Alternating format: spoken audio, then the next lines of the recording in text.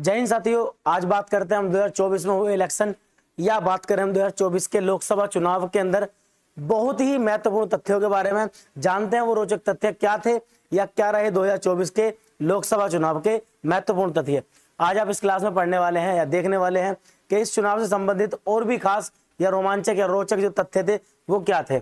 यदि हम आपसे बात करें कि 2024 की, देखिए आप सभी जानते हैं कि वर्ष 2024 में हुए लोकसभा के चुनाव, जिन्हें आम चुनाव भी कहा जाता है, उन्हें आम चुनाव भी कहते हैं, आप सभी याद रखेंगे, बहुत ही इंपॉर्टेंट है। आज बात करते हैं क्या थे उसके रोचक तथ्य। जैसे कि आप सभी जानते हैं ये हमारी भारतीय पार्लियामेंट है या ये भारतीय संसद है, आप सभी को पता है। इससे पहले ये संसद हुआ करती थी भाई, अब इसको क्या बना दिया, इसको संविधान सदन बना दिया। और साथ में अब नई संसद जो त्रिभुजाकार में है, इसमें आपकी कार्यवाही चलनी शुरू होगी। और इसी कार्यवाही के अंदर आप सभी जानते हैं कि हमारी पार्लियामेंट के 3 हिस्से होते हैं, एक आपका राष्ट्रपति, एक आपका लोकसभा और एक राज्यसभा। अगर मैं बात करूं आपकी लोकसभा की और राज्यसभा की, ये 2 सदन होते हैं और एक राष्ट्रपति हमारा संसद का भाग होता है।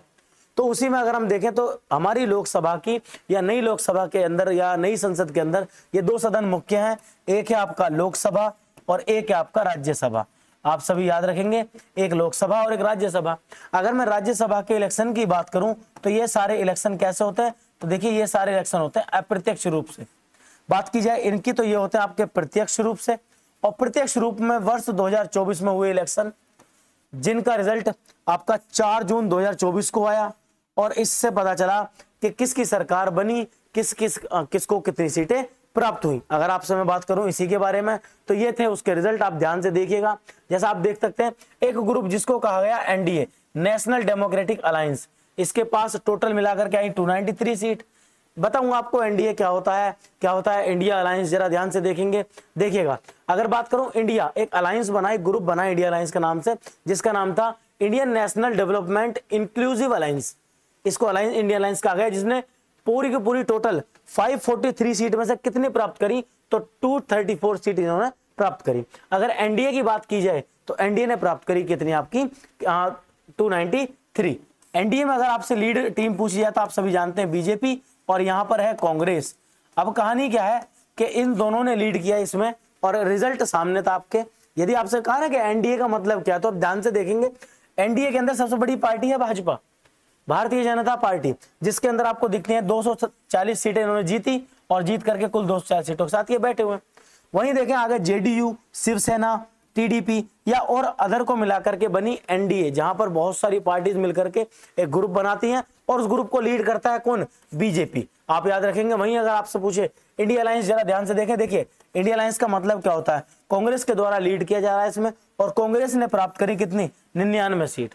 वहीं आगे देखेंगे तो डीएमके, समाजवादी पार्टी, टीएमसी या और अदर पार्टियों के साथ मिलकर के बनता है इंडी अलायंस। इसको क्या कहा था भाई, इंडी अलायंस। अब इन्होंने प्राप्त करी अपनी टोटल मिलाकर के 234, जिसमें लीड करने में थी कांग्रेस। अब इन जो रिजल्ट आया आपके सामने था। अगर हम बीजेपी की बात करें तो आप बीजेपी को याद रखेंगे कि बीजेपी 2014 के रिजल्ट की बात करते हैं तो बीजेपी के खुद के पास अपनी 282 सीटें थी। कितनी सीटें थी, 282। वहीं 2019 में इनके पास थी आपकी कितनी, 303 सीटें। कितनी सीटें थी, 303 अगर आप ध्यान से देखें तो। वहीं कांग्रेस के पास 52 सीटें थी 2019 के अंदर, 2014 में वो सीटें कम थी, ठीक है, लगभग 44 के आसपास वो सीटें थी। अगर 2024 में देखें तो डाटा बिल्कुल बदल गया। कैसे, सीटें कम हो गई, 240 सीट हो गई। वहीं कांग्रेस की सीटों में बढ़ोतरी हुई और 99 सीट इसके पास अब हो गई फिलहाल के लिए। ये 2024 का आपका रिजल्ट है बीजेपी और कांग्रेस का। वहीं बात करें, देखिए इतिहास बना बहुत ही इंपॉर्टेंट, ध्यान दीजिएगा। पंडित जवाहरलाल नेहरू की बराबरी प्रधानमंत्री नरेंद्र मोदी ने की किस चीज में, लगातार तीसरी बार प्रधानमंत्री चुने गए। आप सभी याद रखेंगे और याद रखें कि प्रधानमंत्री पंडित जवाहरलाल नेहरू का जो कार्यकाल था वो लगभग 16 साल से अधिक का था। सर्वाधिक लंबा कार्यकाल, सबसे लंबा कार्यकाल पंडित नेहरू का था, लेकिन लगातार तीसरी बार प्रधानमंत्री चुनने का रिकॉर्ड जो था पंडित नेहरू को प्राप्त करा किसने, या बराबरी करी किसने, नरेंद्र मोदी जी ने, ठीक है, याद रखेंगे सभी। वहीं बात करें हम इनके शपथ समारोह की, देखिए 9 जून 2024 को इनकी शपथ समारोह हुई और उस शपथ समारोह में आप देखें ध्यान से, हमारे पड़ोसी राज्य या पड़ोसी देशों के मुखिया यहाँ पे आए थे। ध्यान से देखिए कौन कौन थे, तो आपको दिखेगा रानिल विक्रमसिंघे, ध्यान से देखेंगे सभी, रानिल विक्रमसिंघे जो श्रीलंका के राष्ट्रपति हैं। वहीं मोहम्मद मुइजू जो मालदीव के राष्ट्रपति हैं, शेख हसीना बांग्लादेश की प्रधानमंत्री, वहीं आपका प्रविंद कुमार जगन्नाथ जो मॉरिशस के प्रधानमंत्री हैं। वहीं बात करें पुष्प कमल दहल प्रेजेंट, ये जो प्रधानमंत्री कहा के नेपाल के। वहीं देखें आप सेरिंग तो आपके तोबगे, ये कहा के नेपाल के भूटान के प्रधानमंत्री। वहीं देखेंगे अहमद अफीफ जो उपराष्ट्रपति हैं सेशल्स के। कहने का मतलब हमने अपने पड़ोसियों को इन्वाइट किया और 7 देशों के शासन अध्यक्ष या हमारे राष्ट्रीय अध्यक्ष आपके शपथ समारोह में शामिल हुए थे। बहुत इंपॉर्टेंट है, याद रखेंगे। और देखिए इसकी रोचक बातें क्या थी। रोचक बातें थी कि कहीं पर जो खुद ऑलरेडी पिछली सरकार में मंत्री थे वो हार गए। जैसा आपके सामने देखें स्मृति ईरानी अपनी अमेठी की सीट हार गई। क्या ये मंत्रालय में थी, ये कैबिनेट मंत्री थी, हमारी कैबिनेट मंत्री थी और सीट हार गई। जनता है, कुछ भी कर सकती है, ये सिंपल सा आदेश है जनता का। आप ध्यान से देखें राजीव चंद्रशेखर ये राज्य मंत्री थे पिछली सरकार में, ये भी सीट अपनी हार गए।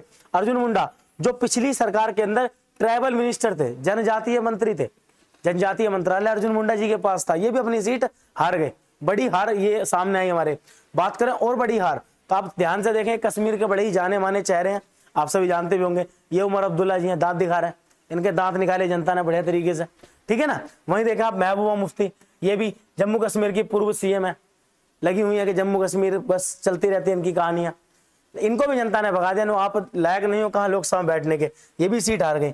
वहीं आप देखें ध्यान से तो राहुल गांधी की चाची जी जो बीजेपी से है, कहाँ से, जो बीजेपी पार्टी से, राहुल गांधी कांग्रेस आप सभी जानते हैं, ये भी अपनी सीट हार गई। मेनका गांधी आप सभी याद रखेंगे, ये भी सीट हार गई है। ये रोचक रहे। बात करें अभिनेताओं की या कुछ चर्चित चेहरे जो इस बार लोकसभा आपको दिखने वाले हैं, जरा ध्यान से देखेंगे कौन कौन से हैं। देखिएगा ये कुछ चेहरे हैं जैसे कि आपका हेमा मालिनी, साथ में आपके शत्रुघ्न सिन्हा है, या यूसुफ पठान जो टीएमसी से सांसद बन के आए हैं पहली बार, और एक आपके ये भी साउथ के आपके बहुत बड़े अभिनेता हैं, ये भी नाम इनका थोड़ा याद नहीं आ रहा मुझे, आगे मिल जाएगा नाम, बात कर लेंगे कोई बात नहीं। और ये तो सभी जानते हैं भाई, रिंकिया के पापा है ना, बड़े फेमस गाने इनके आजकल चल रहे हैं, वायरल हो रखे हैं बहुत अच्छे तरीके से। भैया कारनामे ऐसे हैं, दिल्ली की बीजेपी के अध्यक्ष हैं और दिल्ली में कर देते हैं काम तमाम। दिल्ली के अंदर लोकसभा की 7 सीटें, सातों की सातों बीजेपी के हाथ, सातों की सातों बीजेपी के हाथ, और लीड करते हैं कौन, रिंकिया के पापा माने मनोज तिवारी, ये भी जीते, ये भी पहुंचे संसद के अंदर। वहीं बात करें महिलाओं की, देखिए महिलाओं को लेकर के बहुत अच्छा डाटा है, याद रखेंगे सभी, बहुत ही रोचक तथ्य हैं। जरा ध्यान से देखिएगा इस बार की लोकसभा में जो 18वीं लोकसभा है, कौन सी है, 18वीं लोकसभा, इसमें नंबर ऑफ महिलाएं कितनी है भाई, आप याद रखें 74 महिलाएं। अगर कंपैरिजन करते हैं 2019 के साथ, तो 2019 में थी 78 महिलाएं, थोड़ी संख्या कम होगी, कितनी, 4 महिलाएं कम हो गई। यहाँ पर ध्यान देंगे परसेंटेज अगर आपसे पूछता है तो 2024 का परसेंटेज है 13.6, जो कि आपका 2019 का था कितना, 14.3%। इलेक्शन लड़ा गया किसके द्वारा, 797 महिलाओं ने इलेक्शन लड़ा था, जिसमें से आपकी 74 महिलाएं पहुंची हैं। इनमें अगर आपसे पूछे सबसे यंग सांसद कौन है या महिला सांसद कौन है सबसे युवा, तो 25 वर्षीय समाजवादी पार्टी की महिला सांसद है आपके प्रिया सरोज, जो सबसे यंग सांसद पहुंची हैं। और एक दूसरे नंबर पर इनकी पहुंचती है इकरा चौधरी, क्या नाम है इनका, इकरा चौधरी, ये भी सेकंड नंबर पर है, जिनकी एज 29 वर्ष है, ये भी सांसद बनी है, बहुत ही ज्यादा चर्चित चेहरा है समाजवादी पार्टी का, याद रखेंगे। वहीं बात करें निर्दलीय उम्मीदवारों की, तो 3 उम्मीदवार ऐसे थे जो ट्रांसजेंडर थे, 3 उम्मीदवार इस इलेक्शन में ऐसे है जो ट्रांसजेंडर थे, ये इलेक्शन हार गए, लेकिन उन्होंने रिकॉर्ड बनाया इलेक्शन लड़ने का। वहीं बात करें और रोचक तथ्य क्या थे, तो देखेंगे ध्यान से, आप देखें 20 साल बाद इलाहाबाद की सीट, कितनी, 20 साल बाद इलाहाबाद की सीट वापस से कांग्रेस ने पकड़ी। वहीं बात करें समाजवादी पार्टी की, तो 37 सीटों के साथ तीसरी सबसे बड़ी पार्टी बन गई, संसद के अंदर तीसरी सबसे बड़ी पार्टी समाजवादी पार्टी बनी, किससे, 37 सीटों के साथ। वहीं आप ध्यान से देखेंगे तो कांग्रेस की अगर बात की जाए तो कांग्रेस ने 2009 के बाद गुजरात में, कहां पर, गुजरात में अब जाकर के अपनी सीट पकड़ी है, वरना 2014 और 2019 में एक भी सीट हाथ नहीं आई गुजरात के अंदर। मध्य प्रदेश में भी यही हुआ, सारी की सारी सीटें बीजेपी के हाथ गई। वहीं ये बहुत इंपॉर्टेंट पॉइंट है भाई, अमृतपाल सिंह और शेख अब्दुल राशिद या अब्दुल राशिद शेख, ये 2 व्यक्ति ऐसे हैं जो आतंकवाद का चार्ज है इनके ऊपर, किसका, आतंकवाद के चार्ज के ऊपर ये जेल में है, और जेल में रहते हुए ये इलेक्शन जीते, ये लोकसभा का इलेक्शन जीते हैं जेल में रहते हुए। क्या नाम है, अमृतपाल सिंह और अब्दुल राशिद शेख।